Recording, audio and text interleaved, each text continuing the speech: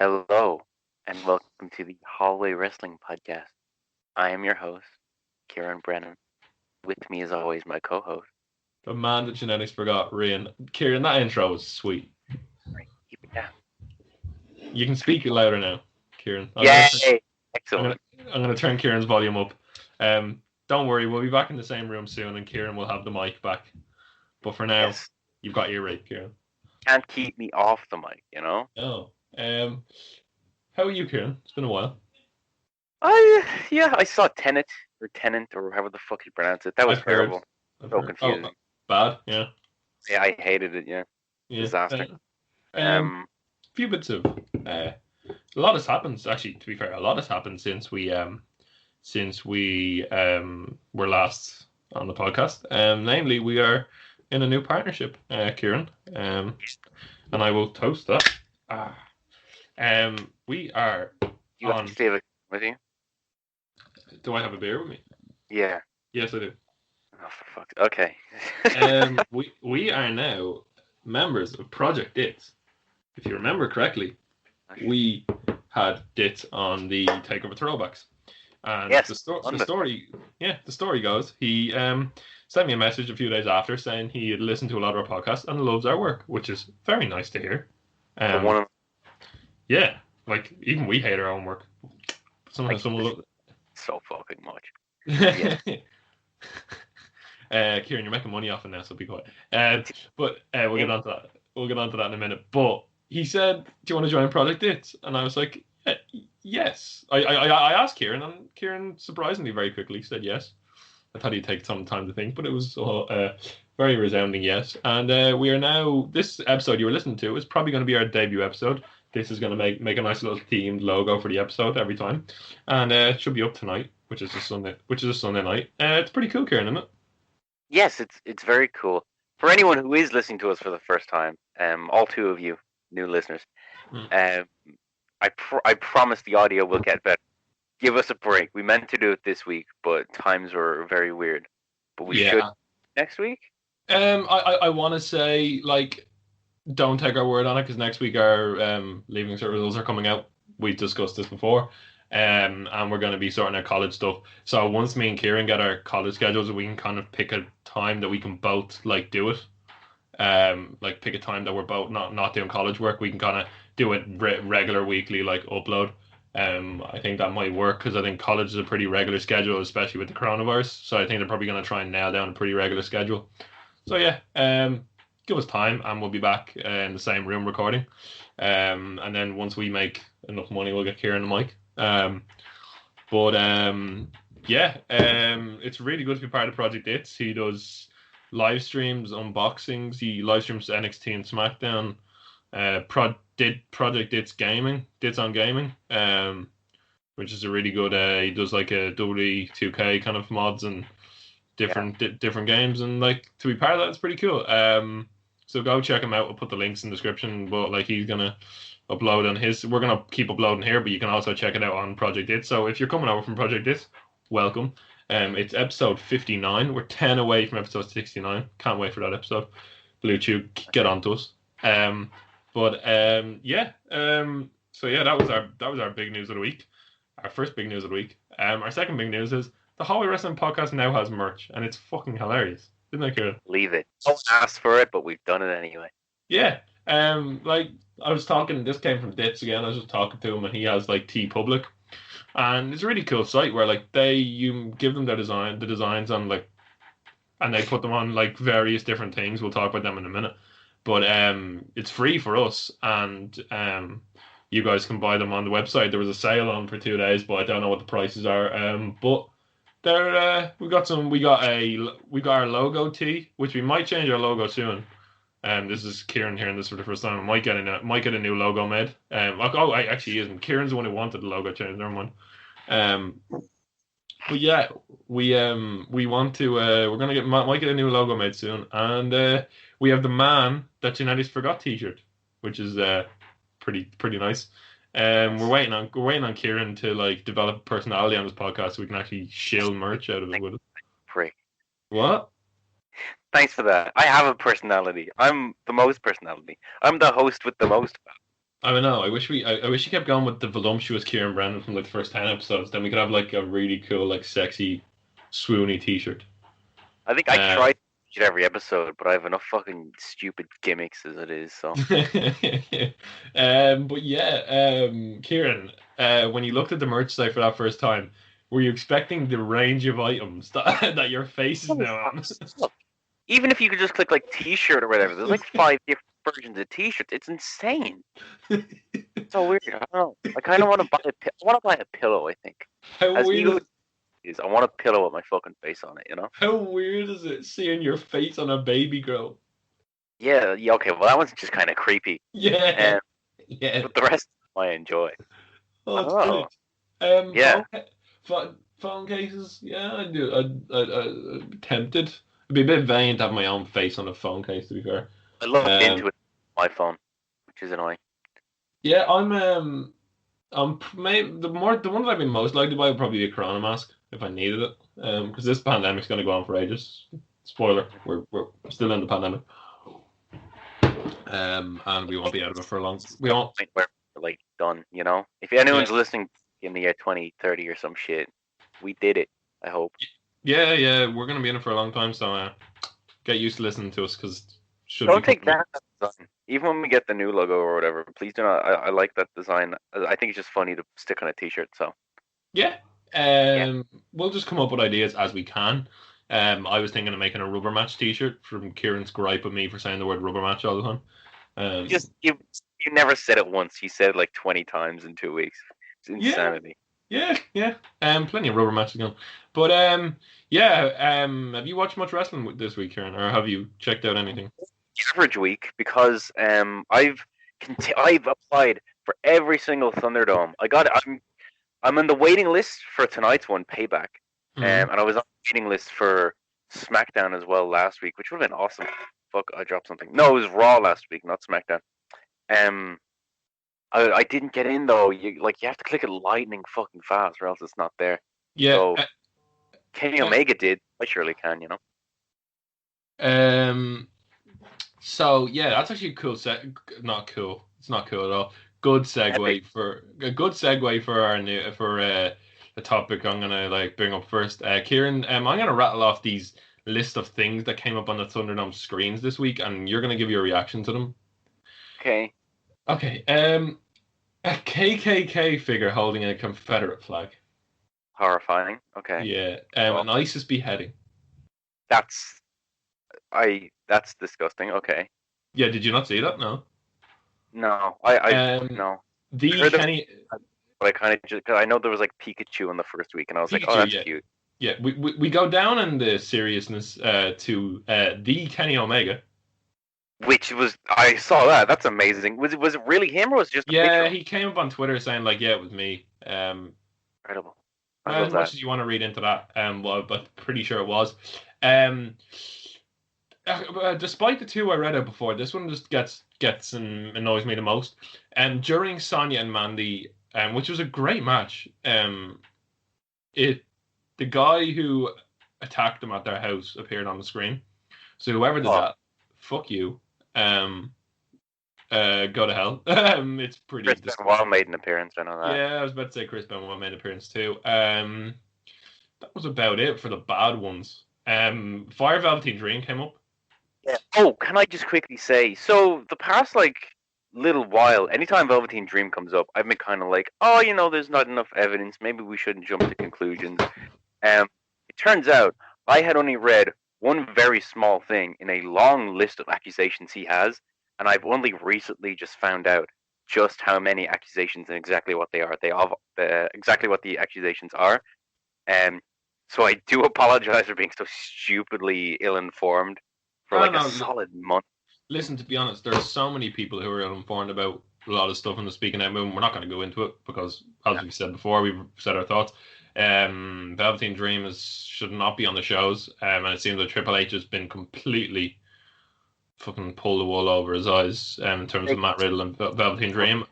What was they it? claim to have their own investigation and found nothing, but there's just I don't know.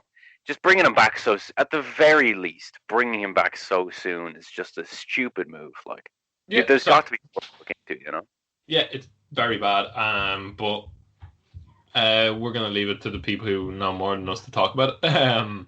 But Kieran just wanted to clear up that it wasn't his ignorance. It wasn't his ignorance. It was just human nature. We don't know. It's just the way it is. Just some things that are pulled up where the wool is pulled over eyes a lot in life. But we move on. Yeah. So all the Thunderdome was going well. The Thunderdome. Do you think it's a good concept? If they it'd be good if they started like incorporating like the Fiend comes out and like all the screens like change to like the Fiend kind of thing, or something like that. Like be creative with it. It really hasn't like. I know you can't use noise from them because it would just sound like a fucking like one of our Skype calls. For the whole show now, aren't they? Yeah. Who was it that was pointing at them? Was it Randy Orton? Someone was like getting angry at them. Oh, Bailey. That's who it was. That makes sense. Yeah. But it's quite like the thing. At first, I was very like, "This is weird. I don't like it." But now that I've gotten used to it, I think it's the best at what they can do. It's better than the weird performance center, like no crowd. It's better than the performance center with the small crowd. It's not perfect, but nothing is ever going to be perfect, you know.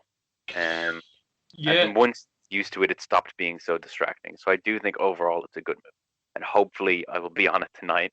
Probably not because it seems to get on to.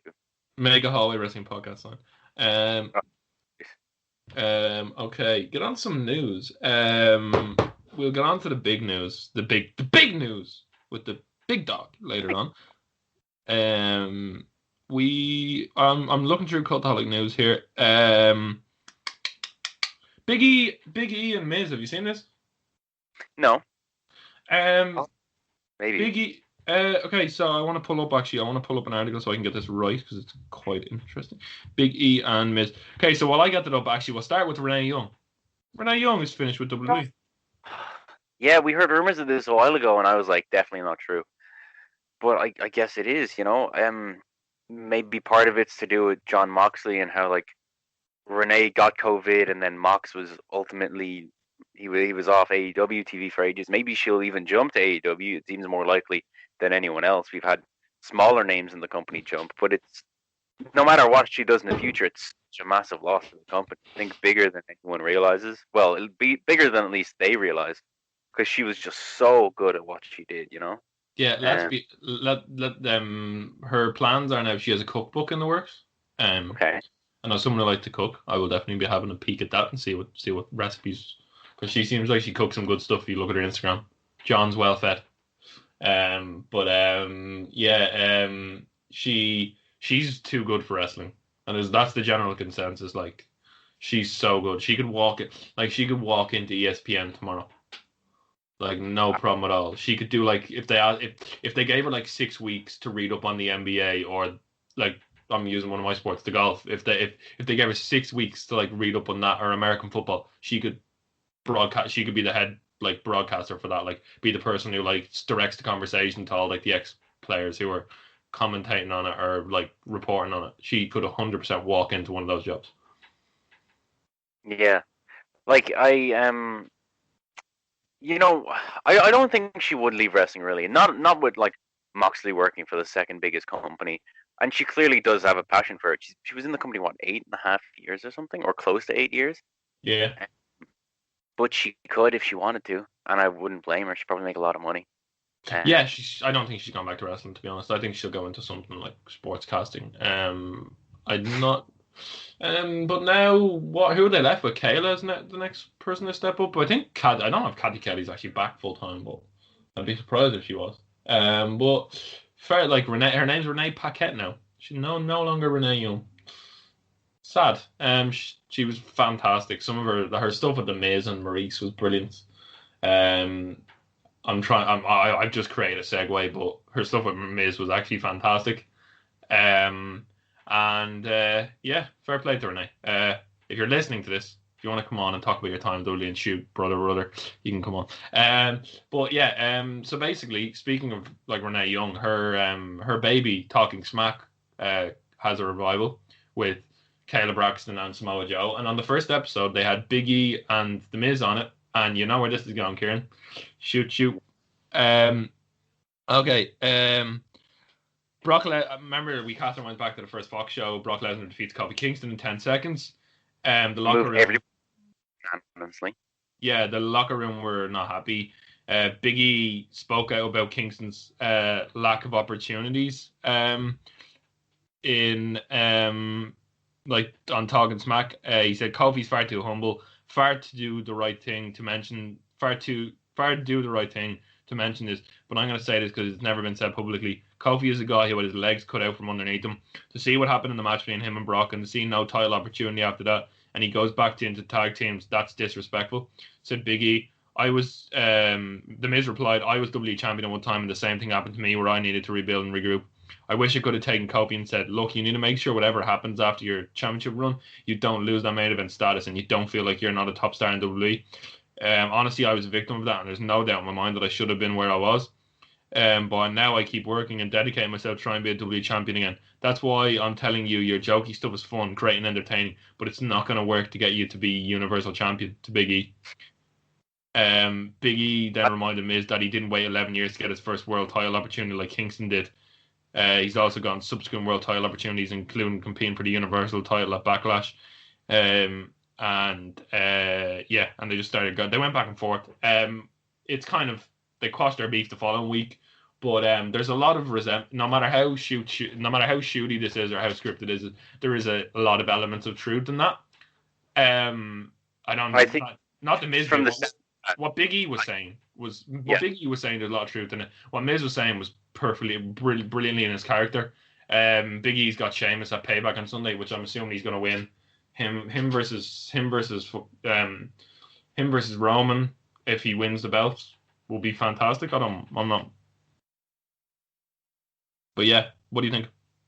Well, yeah, no. Ironically enough, next thing we know, Big E seems to be getting a big singles push.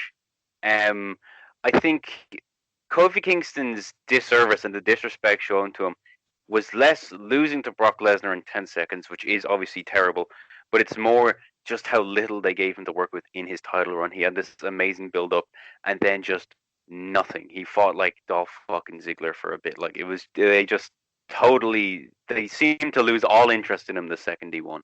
And it wasn't as simple as just Lesnar wins, then he's a tag champ. They just lost interest straight away, which is a real pity. Like, as you know, Dolph Ziggler in your title feud is kind of the kiss of death. I don't know. Like, I'd probably lean towards Big E's side overall in this sort of thing. I understand that Miz's, like, his point of view definitely works for him, but also Miz did not have to wait. Like, of course, you just heard that it cut off. Skype issues, love technology. But Kieran was. I hate technology. Yeah.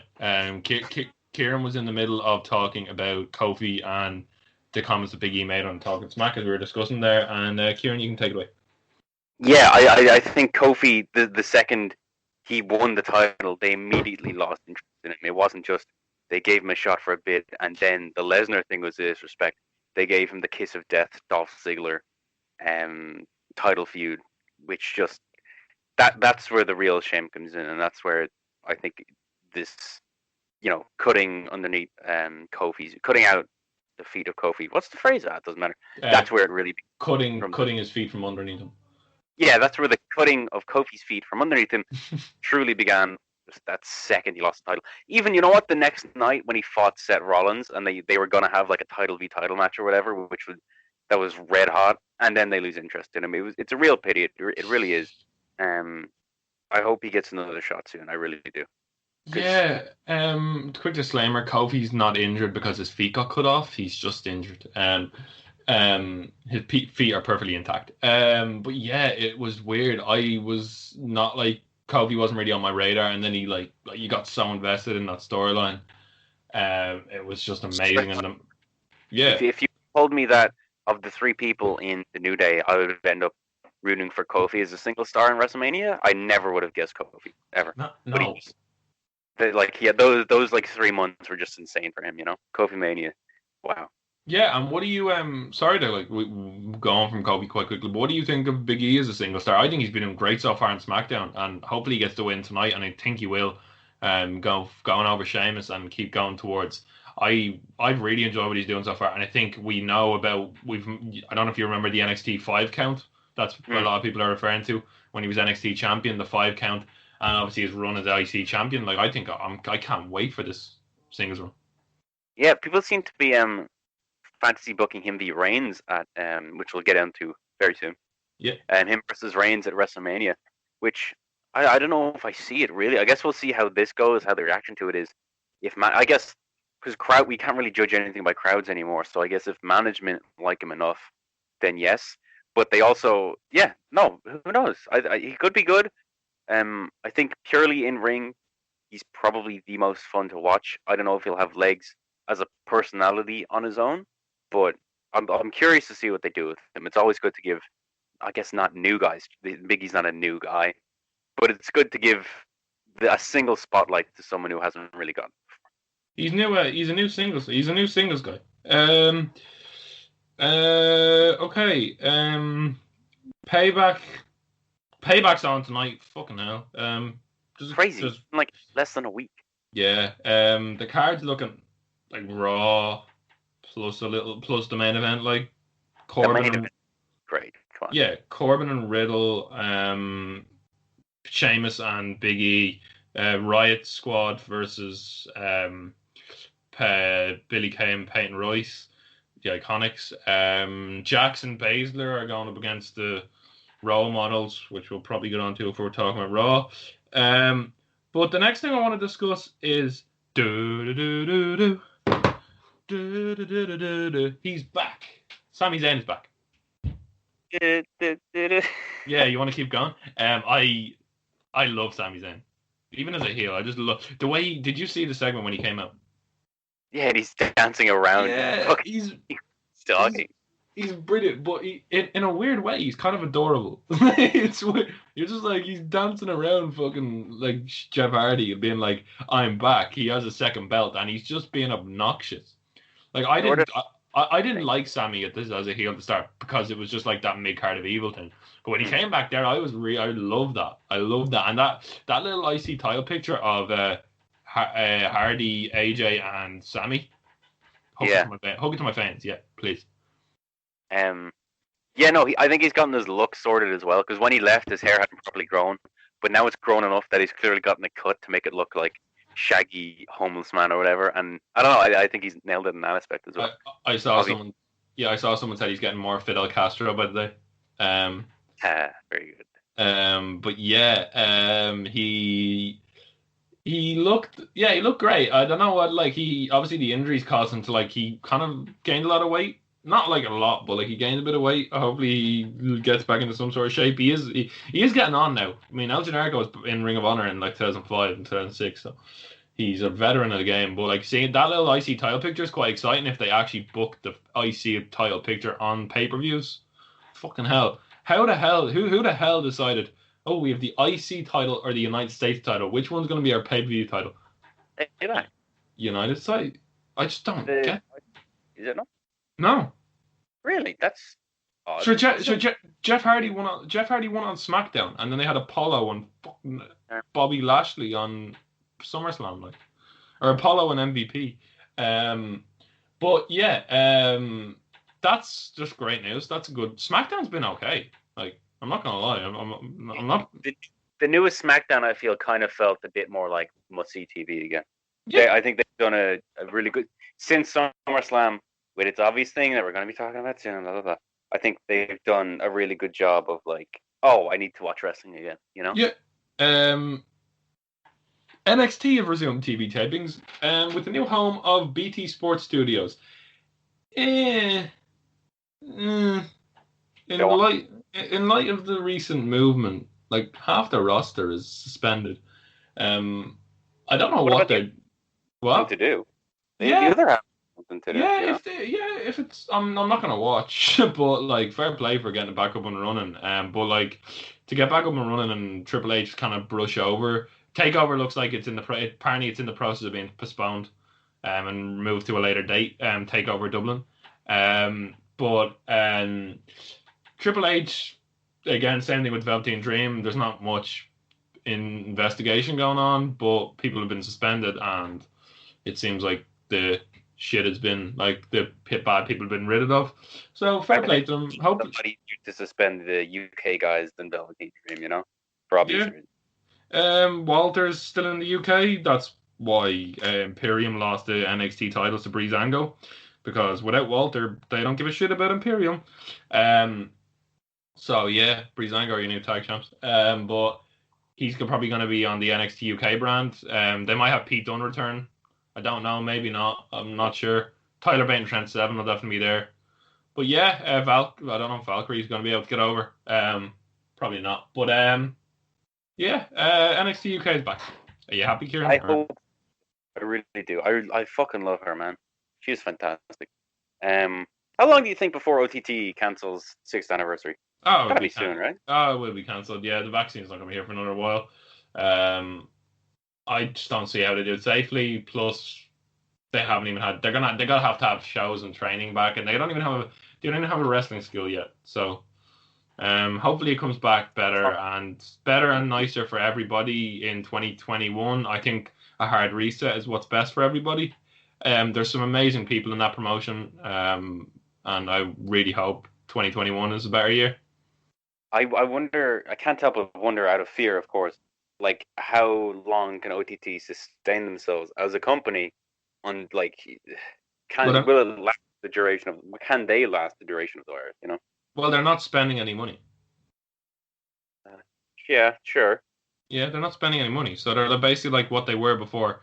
I don't know what they raise a lot of money for them in the GoFundMe, so I think they'll be okay. From talking to people that are involved with the company, I think we'll be okay. Okay, well, that's good. I just hope so. But yeah, where they made like a little cameo. There was like an OTT poster. Yeah, I've been watching New Offenders. That's going to be my recommendation of the week. I love it. Brilliant. Fantastic. Just finished season 3. Yeah, I just finished season 3 as well. It's really good. Love it. The fucking boxing match is brilliant. So good. But yeah, Edge and Randy Orton is no longer a lock for Mania 37. Yay. Fuck. That was a great feud. Yeah. Okay match. Feud. Yeah. Randy Orton wrestling was pretty good. That was really good. That's what they tell you. But yeah, Karrion Kross, NXT title match. Not the best title match ever, but it was a good match. You know, he did a clothesline, and I could see him grimacing and holding his shoulder. It turns out he separated his shoulder, and on NXT he had revealed that he had to relinquish the title, and it was a cool. It was probably the best relinquishment of a title I've ever seen, where Scarlett and all was like, yeah, there's obstacles along the road, but for me the road is the obstacles, and like I love the obstacles. Apparently in like an interview earlier on in the week, they asked him about the shoulder injury. I don't know if you've seen this, and he gave like a really dark emo response, like something. It was really weird. I can't really quote it, but apparently it was very weird. And then Scarlett was like, "We'll be back," like TikTok, and then like they left with the hourglass in the middle of the ring with the sand coming out of it. So he'll be back. But yeah, sad. He was on a fucking roll and finally beat Keith Lee for the belt. Sadly, Keith Lee was a transitional champion. 45 days. Oh. Yeah, and we'll get on to him later. But yeah, he sad for Karrion Kross. But then Regal came out halfway through the show, and to steal a joke on our line from the Alleged Wrestling podcast, we all thought we were going to get War Games. But Regal came out and didn't say War Games. He announced a fatal 4-way Iron Man match for that belt, 60 minutes next week on Tuesday night special of NXT for the title, and it will be between Ciampa, returning Ciampa, who beat the living shit out of a poor Jake Atlas this week. That poor guy got absolutely brutalized. So it looks like Ciampa's back to being a heel. Cool. Johnny Gargano should never be a heel. Yeah, boo him even more. Terrible. I hate Johnny Gargano right now. I hate him with a passion. Even though he nearly died last week. I hope you're okay. Did you see that? We talked about it. Did you not see the match against your man Ridge Holland where Johnny Gargano got dropped on his head and they had to stop the match and like Shawn Michaels and Triple H came out? Yeah. Well, I wish he did die. Who's next? Jesus. Quick disclaimer: Kieran does not wish he actually died. Who is next? Adam Cole, baby. Boo, boo. Who we'll get on to later. And who's the last person? Is he King? No. A prince? Is it a prince? It's Finn Balor. Kieran. Hey! The floor is yours. The floor is yours, Kieran. Just don't wank yourself off on the fucking podcast. The stupid fucking belt. Have him come out as Demon and have him win the fucking Fatal 4-Way. It's so obvious.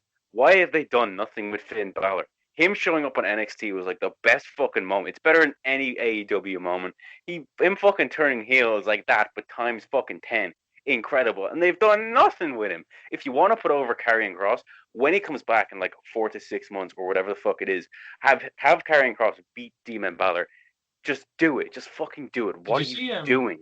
Did you see like the X's have been changing? I think if the long term storytelling was Balor was going to snap and we were going to get Demon beat Karrion Kross, we might get it the other way around now. It was going to be because it started out as like Finn, and then it was like Finn, but the I was an X, and now right now I think it's Finn, but there's like 3 X's, and I think when they got to the 4th, it was going to be Demon. Okay, so my theory, so they've announced it as an hour-long Iron Man match.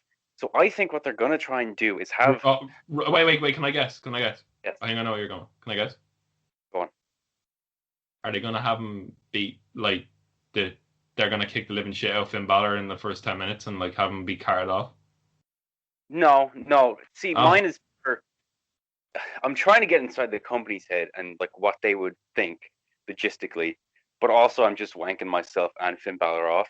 I think it's in that second hour or whatever. He comes out, surprise appearance of Demon Balor. Then everyone who's watching AEW has a full hour to hear that Demon Balor is on NXT to then change the channel, thus winning the ratings. Because fuck off AEW, it's Demon Finn Balor about to win the title, you know. And I think that is why it would be an hour long. I think they should like beat the shit out of him and he comes back, like beat shit out of Finn Balor and he comes back as the Demon. Like, well, it doesn't really look like that, you know. That's very fake. Okay, I got it. So I know they beat the shit out of fucking Balor, okay, and then it's like a triple threat. So like, say Cole has 2 falls, Gargano has 1, and Champ has 1, and there's like 20 minutes left or whatever. There's like 15 minutes left. Demon comes out. Fucking pins Ciampa, pins Balor, and then pins Adam Cole and wins like 3-2. Oh man, so long to put on. It takes like 2 hours. I'd love that, but I don't think it's physically possible. Get a Finn doppelganger. Someone get a beautiful Irish chiseled man from Bray to come over in black paint while he's gone, and then just have him come out. Oh man, that would be. But let's be honest, it's called fancy booking. Imagine that. Imagine he just comes out like that would be unreal.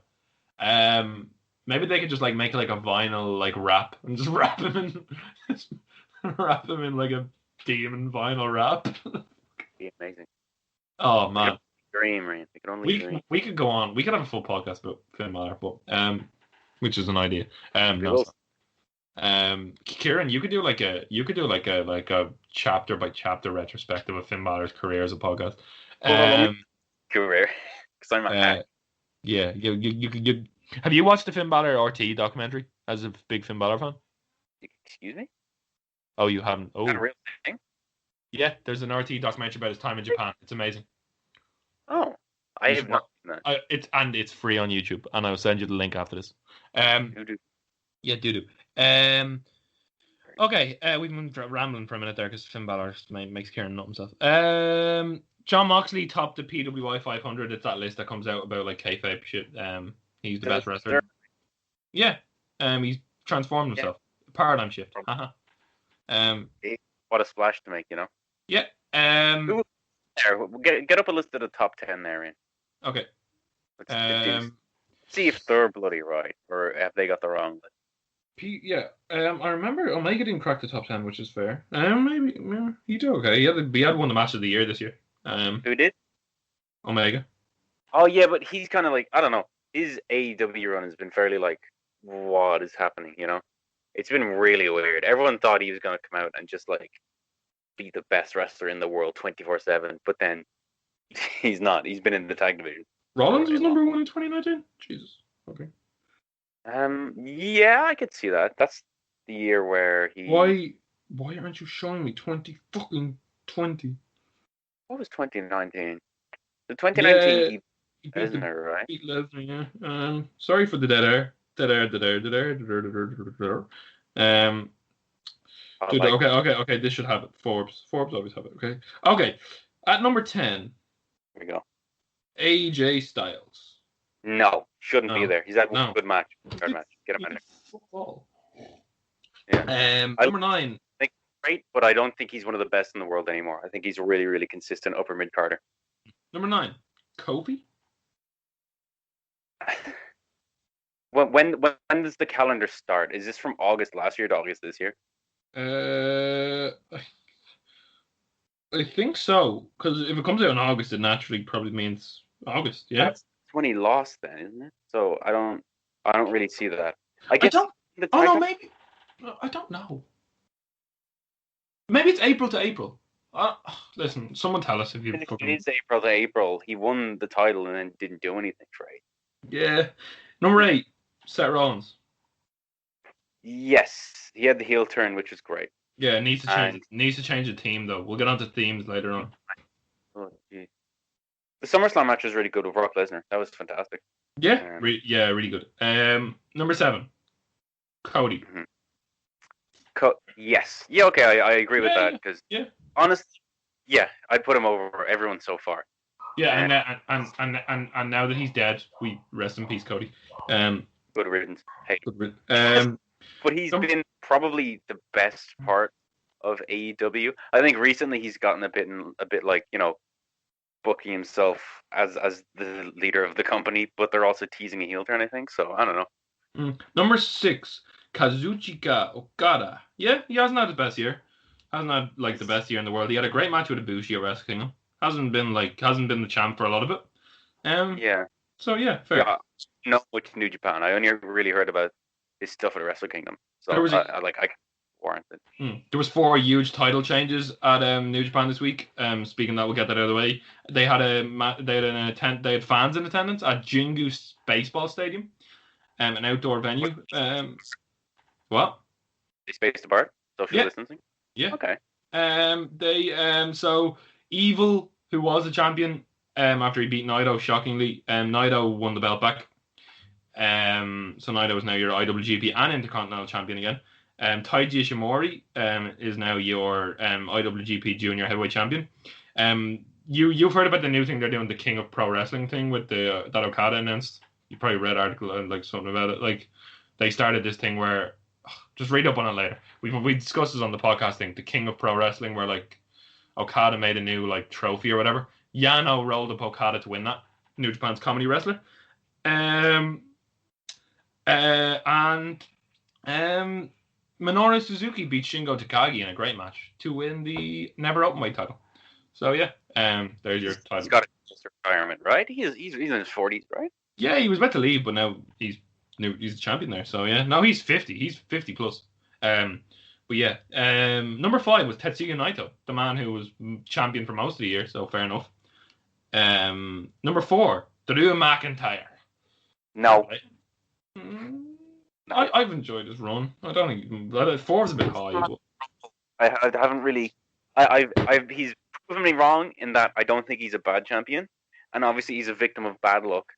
But I don't think his run. I could not name you a single person he's fought in his run so far. His feud with Randy his promos with Randy was really good. You have to admit that. Like, yeah, I'll give you that. But like, he has the Rumble, and that's maybe the Randy promos. That's about it for me. Yeah. Okay. 3, Chris Jericho. I mean, fair, but man, like, just get in shape. You ruined that Orange Cassidy match a few weeks ago. Like, he's fair enough for number 3, but he's really annoying me at the moment. He's not the champion anymore, so I don't really mind. He's more of a personality. Yeah, he's great on commentary, but man, did he ruin that Orange Cassidy match. And now they're having a match where you have to throw each other into orange and fucking champagne. Yeah. Which is a way to not get Jericho pinned. Yeah, I wouldn't put him number 3, but I can understand why he is there. Yeah, Adam Cole, baby, is number 2. Okay. Yeah, Yeah. okay. And number 1, Jonathan Moxley. Who else? Who else could we put? Where's the Fiend? He's been amazing. Last year was like, I know, like it was kind of bollocks in the cell match or whatever, but everything else has been at least good.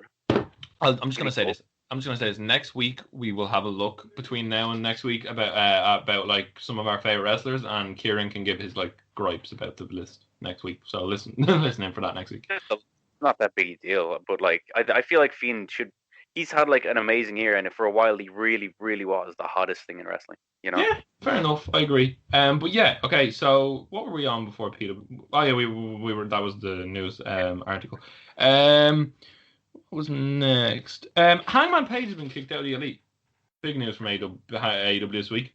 So they had yeah, it's been coming, and I can't wait to see where the storyline goes because it's one of my favorite storylines, with one exception in the storyline. I'll get onto it now. But basically on AEW this week, which was a solid show. Some bits were bad, some bits were very good, including the main event. As all shows this week, like NXT and AEW they've been ups and downs on each one, which is the same with every weekly show. Yeah. But yeah, so it was a gauntlet match for the tag team number 1 contendership. So it was really cool the way they do the rankings. So Kieran, it's really, you know how you have like gauntlet match and like sometimes WWE just throw together like random teams coming out like one after the other. This was number 4 fights number 3, and then the winner of that fights number 2, and then number 1 comes out last. So we had the Best Friends versus the Young Bucks in a really cool like 10-minute match. That was the first to kick it off. And towards the end, Young Bucks were going for a Meltzer driver, and Hangman Page held on to Matt Jackson's leg. Came out the ringside and held onto his leg and stopped him, and the Best Friends won.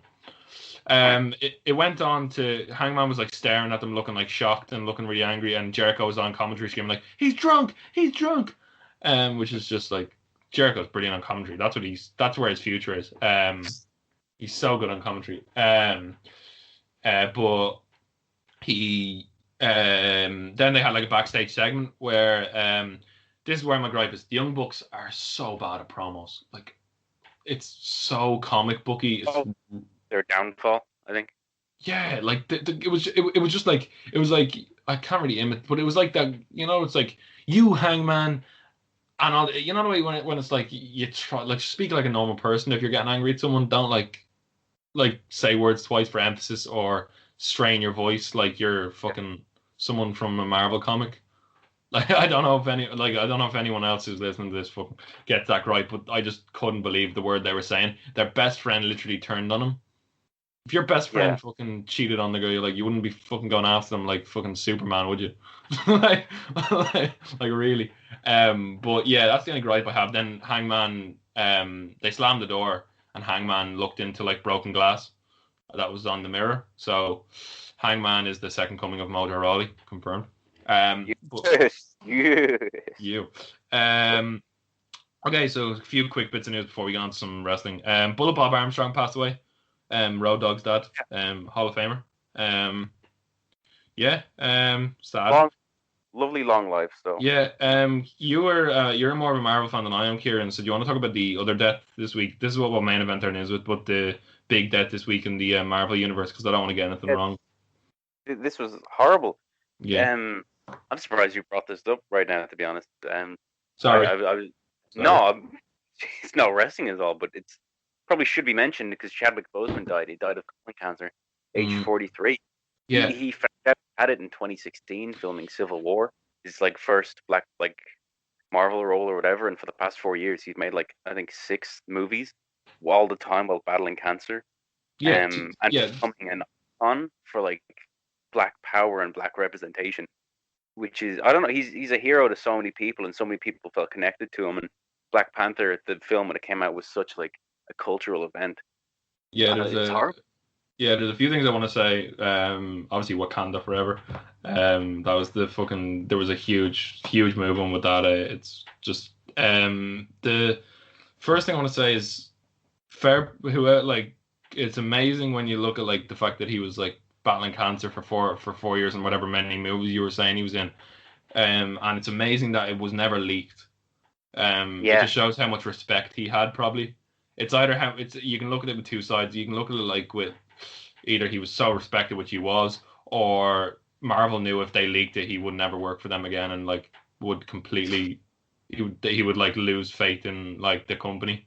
But like fair yeah, play to people for not leaking it, even like a friend or someone. He's obviously made it. Everyone makes enemies down the road, and it's surprising like if he made an enemy with someone that had never leaked it. It just shows how like his movies or not, he was respected in the field. Um, and the second one was I saw a lot of things on like the social media where during lockdown he was quite thin in the face, obviously from the colon cancer, like eating him up inside. And there was like so much stuff about like taking the piss out of him or whatever. Like lockdown's gotten to him. It's like don't judge a book by its cover. Probably like just think why someone might be looking like that as opposed to like making jokes about it because obviously the cancer was eating him up inside and people just thought he was like had like an eating disorder or something, just took the piss. So RIP, but like fucking don't judge a book by its cover when you see it on the internet. Like, it was. Yeah, it's such a shock death. I don't know. yeah, but yeah, if we can offer any tribute to him, I think Kieran could do it better than I did because I haven't seen a lot of his movies, but just RIP and like I've seen them all. Watch That Five Bloods. It's on Netflix now. I think he's in that. We got the new Spike Lee movie. yeah, I watched a lot of we watched a video last night on our Zoom called like all the movies from 2019 to 2020, like in like a music video, like the movies through the years. And yeah, seeing him in that, like with like the emotional music in the background, like fucking nearly broke me. But yeah, RIP and yeah, it's just small world, like fucking you never know what's around the corner, like fucking hell. But we move on to something. We move on. We obviously that could have happened at the end, so we didn't have to like move on. But we're gonna move on to lighter things. Geez, that there's a voice break of the podcast, everybody. Um, Well, now I'm impressed. oh, sorry, Kieran. Do you want to? Okay, let's to cheer you up. We'll get on to the biggest news of the week. Probably we'll just start with that while we're talking about wrestling portion. The big dog is back. Back. He's back, baby. He wrecked everyone and he left. It was amazing. Yeah, he's back and he's doing his best Ross Geller impression. Yeah, oh, the teeth on that con. Fuck Oh, yeah. Jeez. I fucking like straight away when he popped up, I was like, his teeth are really white. What's going on there? But then I guess he's got new teeth. I don't know. And he's so tan. No, it's veneers. He's Yeah, he's so tanned as well. That's the problem. it's insanity. He really is like Ross Geller with the tan and the teeth. Did you see the photo I sent you of the close up? Yeah. It's brilliant. But yeah, he's back. So basically, the main event was going on in SummerSlam, the Fiend versus Braun Strowman, which nobody cared about. You'll never see it coming. You fucking did. You told us about it. Never see it come. Yeah, but oh well, that's probably what. To be fair, did you notice through the night? I don't know if you noticed this, but we noticed this when we were watching it. Me and a few little friends. There was a lot of Roman Reigns ads. Like there was like hints that he was. There always is. I know. People overblew the idea of WWE don't want you to know that Roman Reigns exists, but then they put like his ads on every break. You know. Yeah. Maybe there was more. Notice. No. But yeah, so basically the end of the match came and the Fiend won. Yay. And then all of a sudden just fucking he comes sorry, why am I sorry for swearing like 20 times a minute, but Roman comes back and just starts laying into the Fiend, like punching the head off him like straight away. There wasn't like that kind of thing where like you pan and the sign comes up. This was just like that straight away. Starts beating the crap out of him. And he has the shirt on, wreck everyone and leave. We're like, is he a heel? Don't know if you can make him a heel after the whole cancer angle. Not angle, Caho having cancer and like all that sort of stuff, and like the kind of how popular he is and how much merch he sells. But he starts beating the crap out of them, and then he spears Strowman, and we're gonna just move ahead because we're talking about Roman. The really cool narrative through SmackDown was Adam Pearce, who's one of the directors. He used to be a Ring of Honor booker, but it's so funny. Vince had him like dressed up as a postman and go into like the Fiend to get the contract signed. It was funny. Strowman looking like Big Boss Man for some reason. Looks great. What? It's a great ball, Strowman. Yeah, but he's like wearing the big boss man gear. Beats Drew Gulak after Drew Gulak just threw a chair at him. For no reason. Signs the contract, and then Adam Pearce goes into Roman Reigns' locker room to get him to sign the contract. And Roman hasn't signed the contract yet, which leads me to believe something's going to change. There's going to be some. It's the no holds barred match, but Roman's made some changes. It's no holds barred anyway because it's a triple threat match, guys. But yeah, so he goes into the room and Roman's like, "We're going to check through this contract and make a few changes. But I guarantee I'll be at Payback. I'm going to win. That's a guarantee." And he's like, "That's not a prediction. That's a spoiler." And you just pan to the right, and it's just a shit-eating grin of Mr. Paul Heyman. Kieran, Incredible. Your thoughts? Fucking genius. Like, It's so good. It coming. Oh my gosh. Of course he's the Paul Heyman guy. Who knows how long Lesnar's going to be gone for? So fuck it. Throw Paul Heyman on with this guy. Yeah. It's such a good... Because Roman's big fault, it's always been his promo work.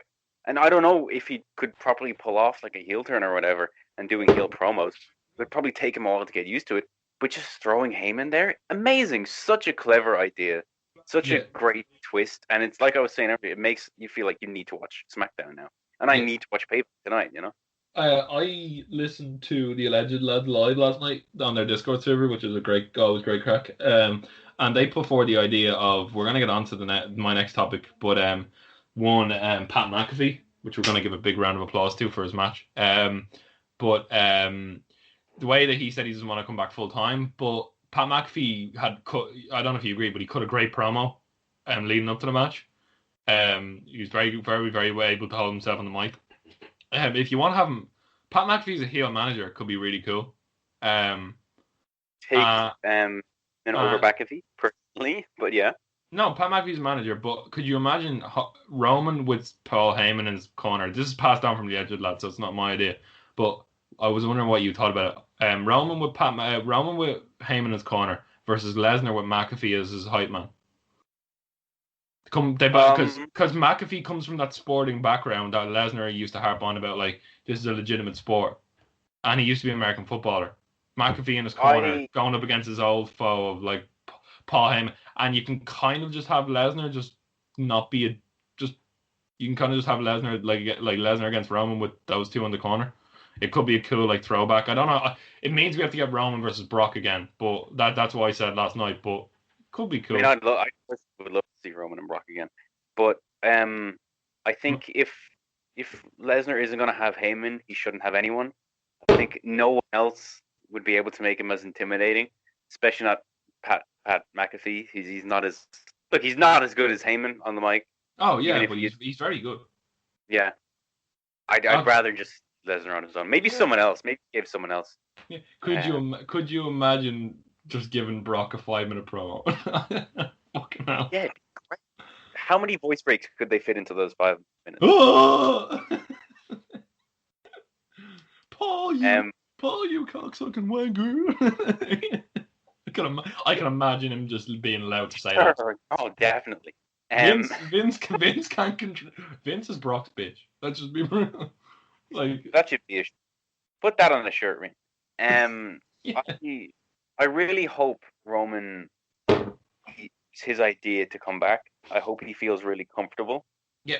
I think given that they're going nowhere up, I'm in the US. Like, well, I don't know if they're going up anymore, but like they're not going down that much. I'm personally worried for his health. I hope he's okay.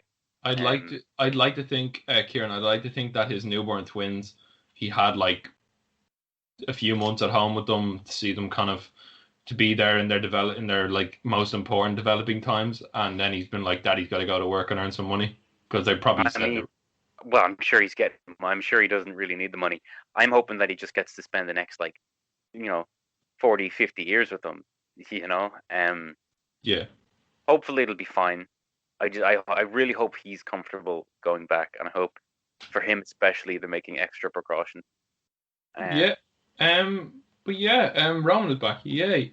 The next thing I want to talk about, which we've alluded to just a minute ago, McAfee versus Adam Cole. Brilliant. Yeah, it's very surprisingly good. Considering how it started as this weird work shoot, awkward. Yeah. Like everyone kind of made fun of it promo, and it turned into a very entertaining match. Yeah. First of all, the swanton off the top, brilliant. Ow. Like he just fell onto him. He didn't like get caught or like cushion. No, he fell onto him. The fucking Kurt Angle spot where he jumped up onto the ropes and did the suplex. Mm, That was big. impressive. That was like, oh, this guy can wrestle. Because obviously he fucking bought his wrestling ring, like. Yeah. Like, so obviously he's had some training. But yeah, fucking Kurt Angle suplex is brilliant. The way he sold the suplex off Adam Cole really clicked it for me. I was like, yeah, this guy knows how to sell. Yeah. And it was really good. I loved it. It was surprisingly good. There was two debuts this weekend that were brilliant. What was the other one? Oh, Dominic Mysterio. Yeah, Yeah. that was also a really fun match.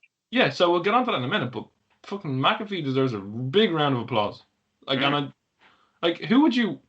He said he's not going to work full time, so we're obviously he's gonna come back. I'm assuming he's gonna work whatever the next Saudi show is. Given how positive. Oh, jeez. Why did you have to remind me of the fucking Saudi show? Roadblock end of your life pay per view. Pat McAfee versus Rowdy Saudi Rollins Mansoor. McAfee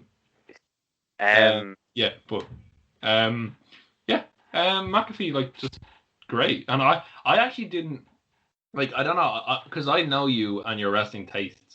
Yeah. I just had a feeling in the back of my head you weren't gonna like this, but you did, and that says a lot. To be honest. Yeah, well, that's it. Like, I wouldn't be surprised if he pops up in the War Games match, because presumably he'll be Undisputed Era again, because it always is. Well, who would you put him up against 1-on-1? 1-on-1, I think he might have a decent match with Riddle, to be honest, for some reason. Yeah, I don't know how you'd work that into. Who would I put him up against? Who we got him against? Like Roman wouldn't like Roman's a bit past that.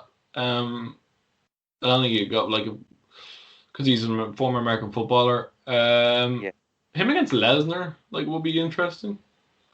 But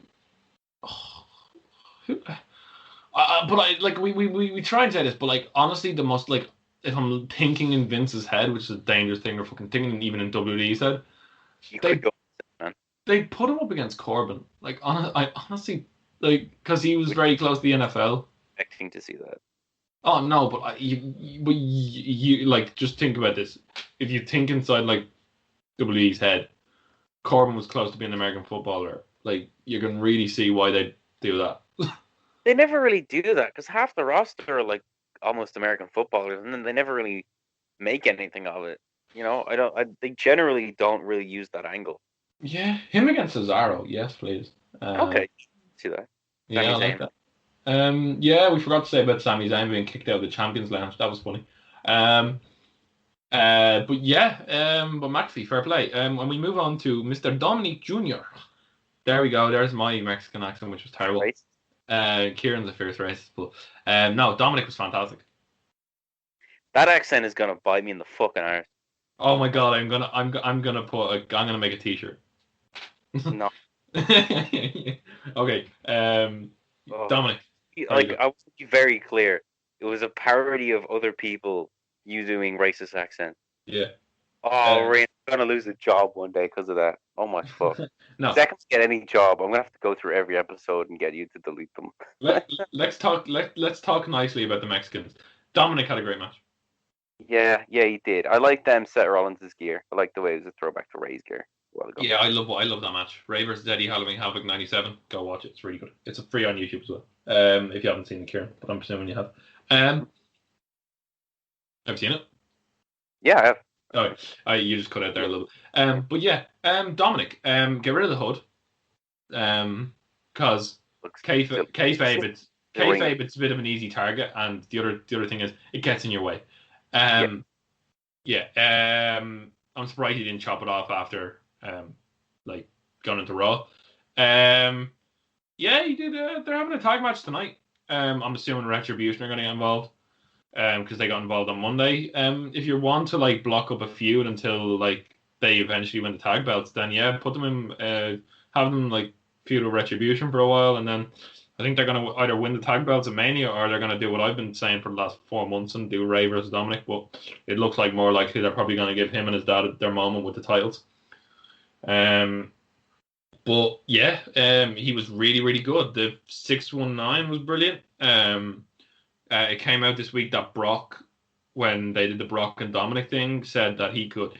When Brock says you can hit him with a chair, hit him with a 619, he's like thinks Dominic is pretty decent because Brock wouldn't do that for a lot of people.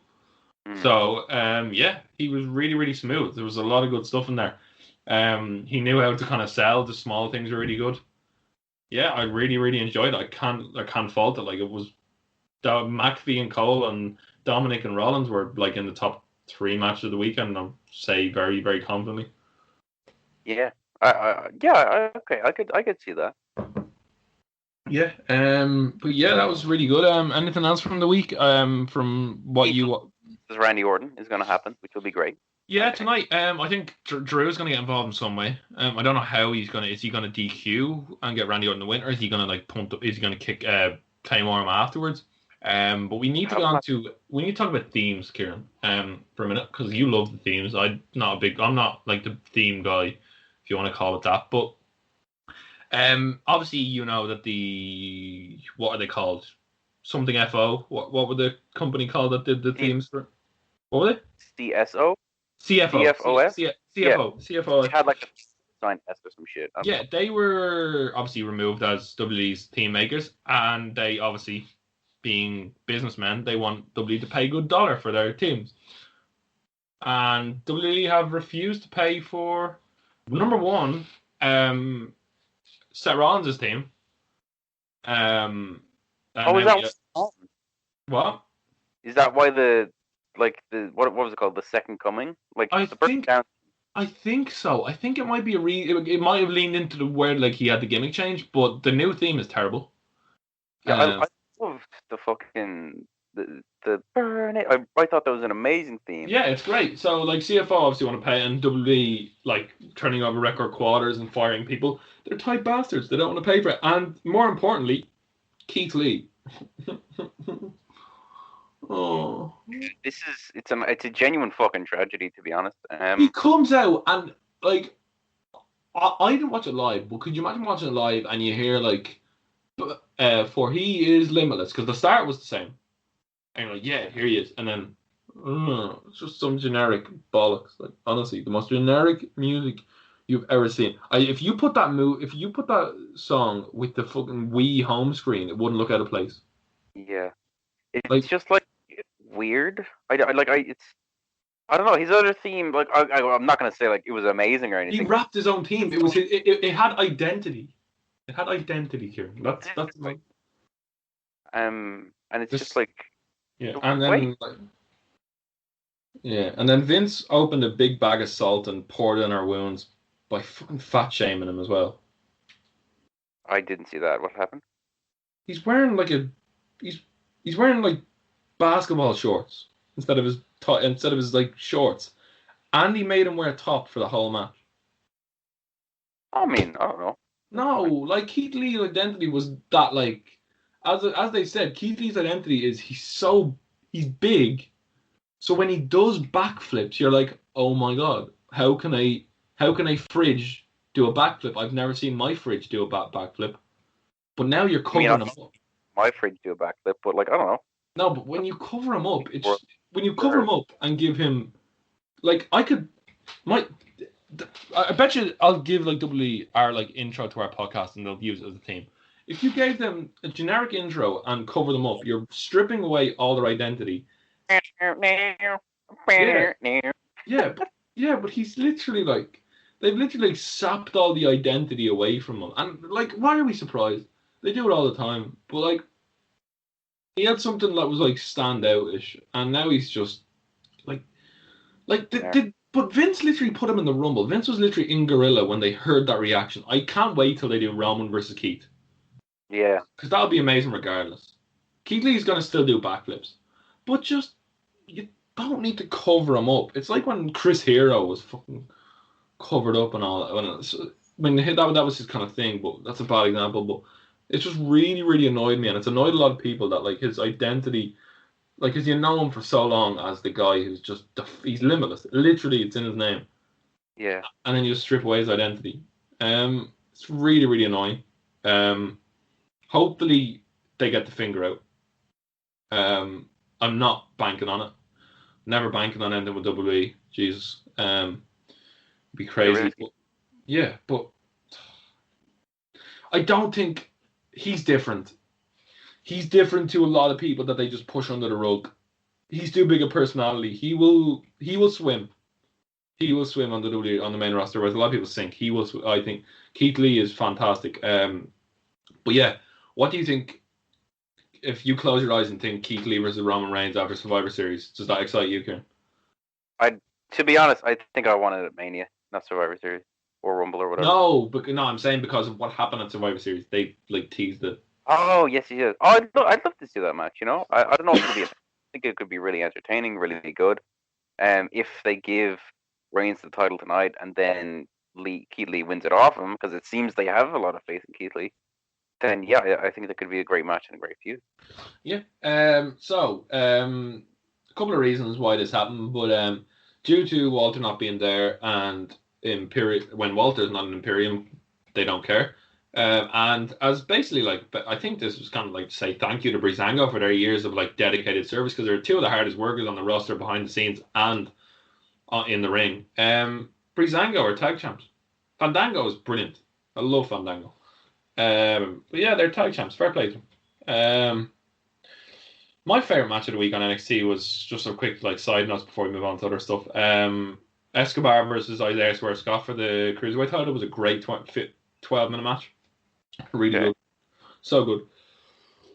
Excuse me. Well, let's talk a bit of AEW. Tables match was very good, in my opinion. Sammy versus Matt. Matt Hardy has revealed that Sammy and Matt were meant to have a cinematic match, which would have been pretty cool. Because they're having a really cool feud at the moment.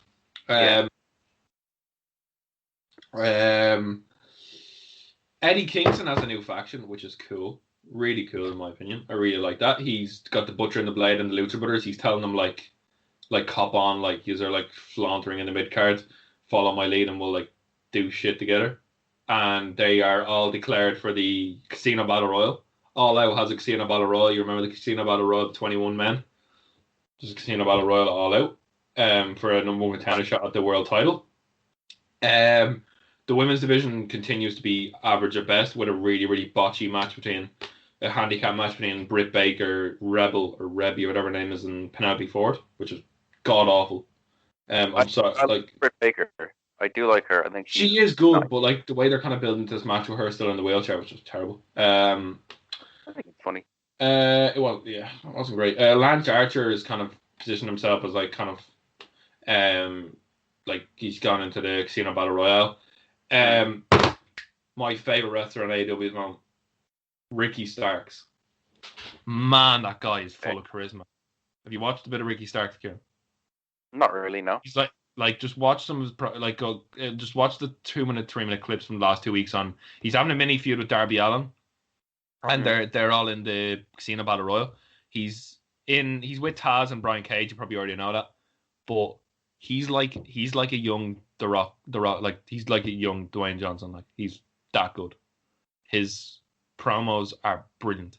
He came out dressed as Darby Allin last week and like cut a promo on him about like how like Darby's just in general just shitting on Darby.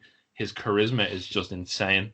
He just hits all the notes with the promos, and like his carry on is just brilliant. This week Darby Allin came back. There was like a vignette of him like jumping off a bridge, of course. But then he came back and like beat the shit out of like Ricky Starks all over the building, and obviously he's in the Casino Battle Royal. But like my MVP at the moment is Ricky Starks. He's amazing. I can see him with the world title. He's so good. But yeah, and then Brody Lee came out with a fake Cody in a casket, and they had a celebration. Dark Order's a bit weird at the moment. It's really weird. Colt Cabana doesn't know he's in a cult, but he's in a cult. They're not like really spooky anymore. They're just really creepy. They're like really like maniacal and like happy and laughing. But now we get on to the main event. So, Kieran, I don't know if you've seen this, but MJF has been going on a campaign to ban the paradigm shift because it nearly paralyzed him. In his words, and his lawyer, he's had his lawyer, who's the name I can't escapes me, but he's on the graphic for a reason I'll explain at the end. But they did like a contract signing, it was hilarious. It was brilliant. I loved it. So they did a whole like MJF did a whole spiel about how are you scared not to use the paradigm shift? Just MJF, you know yourself. Like MJF's brilliant at promos. He's very good at selling the match. So he was like, yeah, well, he's good at what he does, like, you know. Yeah. So he had the neck brace on, and he was like, John, you're not good enough now. And Moxley was like, all right, yeah, I'm not going to use the paradigm shift, but you do realize you're asking me to be creative. You're asking like the most sick son of a bitch to find new ways to break all the bones in your body. Like while he's like maniacally like grinning at fucking MJF, and you see MJF getting more scared, and the lawyer's there, and all of his like Wardlow's there, and a few jokes, and like MJF takes a pop at Moxley's hairline, which is fair, and Moxley pots back with like a puberty joke at MJF, which is also very fair. But they kind of go back and forth, and then they sign the contract, and Moxley signs the contract, and they're like kind of like surprised by how quickly he signed the contract. And Moxley was like, "I'm not a lawyer, but like you really should read your documents before you sign them." And they're like, "What?" And he's like, "Come on, you're a proper lawyer." And they look at like page 17. He was like, "There's no page 17." They look at page 17 and it says, John Moxley will compete in a match against the lawyer next week. And if he does not, and the lawyer's like, what the and he's like, if he does not show up, MJF will not get a title shot. And it's like, the paradigm shift is perfectly legal. And it's just brilliant. Because the lawyer's like, I'm not fighting. And he's like, if you don't fight, like, MJF doesn't get the title shot, and I can use the paradigm shift in that match. And he was like, just bring a helmet, buddy, because I'm going to, like, break your skull in half. And it was like, fucking brilliant. It was just like, it was just like, they mesh perfectly, because they're like, there's another, that's like, it's just a perfect, like, mesh of the two characters, if you get me. He was like, "Oh, you didn't read the contract." Okay, sorry, people. I cut out on Kieran, so we're kind of meshing 3 bits together. It's going to take some nice editing. But so Kieran didn't hear what I said last. So basically, he's like, read page 17, and it said next week Moxley will fight the lawyer. Moxley puts in the contract. He was like, "Why didn't you read the contract? You're a lawyer." And he was like, Moxley will fight the lawyer, and if he doesn't show up, MJF's title shot is gone. And the paradigm shift is perfectly legal. So it was just brilliant, because they're two completely opposite ends of the spectrum character wise, and it just meshes quite well. It's a really good storyline. I'm actually looking forward to it. A lot of people sour on John Moxley. I hear a lot of people being like, he's not. I don't like him. I think he's been great. Yeah, he's been solid. He hasn't really changed. If you liked him at the start, I think you like him now. You know. Yeah, I really enjoyed him. Sorry for the kind of the edits and the speaking about stuff twice, but it is what it is. I'm not sorry. I'm not sorry. Yeah. Okay. Actually, I'm not sorry. Fuck you guys. But yeah. Kieran doesn't notice, but I need to check who won the predictions contest between me and Foxy. I'll post that on our Instagram page Twitter in a few days, or probably tomorrow when I check it. I just have been quite busy.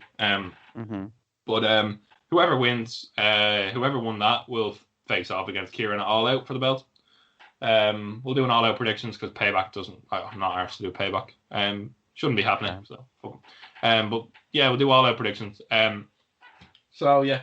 But yeah, AEW and NXT and all have been great this week. I give the edge to NXT almost, just because they had some good stuff in there. SmackDown was great. I really enjoyed SmackDown. Retribution is terrible. That's another hot take, everybody. They're okay. They just kind of need to do something new, you know? Yeah, we'll end on actually this. Identities of Retribution. One of them's an NXT trainee. One of them very much appears like it's Dominik Dijakovic now. The leader. And one of them who was written off NXT this week is Mia Yim, Kieran. Okay, I like Mia Yim. I like Dijakovic as well. Him as a leader would be pretty cool. Because it was either him or Champ, because they both like tease on Twitter, but obviously Champ is back in NXT. But yeah, so that was the week in wrestling. Like every time we talk about AEW, I just talk and Kieran listens. Yep. It's just the way I'm fucked for this All Out predictions, but whoop whoop, you know. Yeah, no, Kieran will, like, you never know. But like it is what it is. Kieran watches what he watches. He's an NXT till he dies. But yeah, I think I have to mesh three things together, so we might as well just might as well end the podcast now. That was really enjoyable. It was nice to talk to Kieran again. Nice to talk to everybody else. Hello, everybody in the audience. But yeah, anything you would recommend this week, Kieran? I think we'll both recommend Young Offenders. I really enjoyed it. Yes, I really do. I also want to recommend the Bill and Ted movies. Bill and Ted's Excellent Adventure and Bill and Ted's Bogus Journey. And then the third one's out this month. I'm really excited for it. I really like it. It's Reeves. It's from the 80s. Oh, they're so good. Give them a watch. I would like to recommend an album from a Scouse artist that just released an album this week that went to 2 in the iTunes charts. He's the guy who created one of Liverpool's most famous songs that came out a few years ago. His name's Jamie Webster, and his album We Get By is out. Buying on vinyl and stuff like that. It's just really good. He's a really good artist. 2 in the iTunes charts is mental. For someone who's bringing out the first album. It's really good music. It's just the guitar and the microphone. It's really good. Weekend in Paradise, which is about a 3-day bender, is a really, really good song. I'm not the most cultured music fan, but I've been to one of his concerts and it's really, really good. He sang more like Liverpool, like the Liverpool songs then. But I'm hoping to go when COVID's over to go to concerts where he sings his own music. It's like that thing, Kieran, where when he has announced a concert in Liverpool, he has to put in all capitals, I'm not singing Liverpool football songs tonight. Huh. I'm singing my own music. So do not request Liverpool club songs. I'm actually singing music that I wrote. Wow. It's because people associate. Hates his fans. No, it's kind of that thing where you're oh yeah, sing it, You'll Never Walk Alone. It's man, I'm trying to put out my own music, man. Yeah, it's yeah, but he's really, really good. Listen to the Alleged guys; they're the best at what they do. Listen to Project Dits. Yeah, Project Dits all over. You're listening to us on Project Dits right now, but watch the live streams. He's doing a payback live stream tonight. I'm gonna try and get this out now. Yeah, listen to Project Dits. Go follow him on everything. You probably follow him if you're listening to us, to be honest. But he's brilliant, and what he's doing for us right now is just he didn't need to, but we're obviously doing something right. So thanks very much. Just go look at all the content. There's so much content on his channel, and he's an amazing guy. We're definitely gonna have him again. T3 boys, we love the T3 boys, Kieran, don't we? The Triad. Go listen to them. We've loads of friends. We have loads of friends. oh yeah, Trinity Brawl's anniversary was this week, so go watch that on YouTube.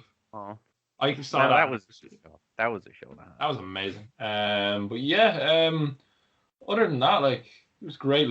Great getting back on the podcast, and for the 59th time, Kieran, do you want to take it? Actually, sorry, go on T-Public/Hallway Wrestling Podcast and buy some of our merch, please. Or don't. Doesn't matter. Yeah, it'd be cool. But buy a pillow with Kieran's face on it. Yes. Buy the Man That Janice Forgot mug, because I've agreed without Kieran knowing that I get 100% of the proceeds from the Man That Janice Forgot merch. Disagree. But yeah, once Kieran comes up with his own identity, he can have all the profits from his t-shirts. I'm joking. Kieran, for the 59th time, please take us home. As we say at the end of every episode of the Horror Podcast, rest in peace, Bob Armstrong and Chadwick Boseman. Wakanda forever.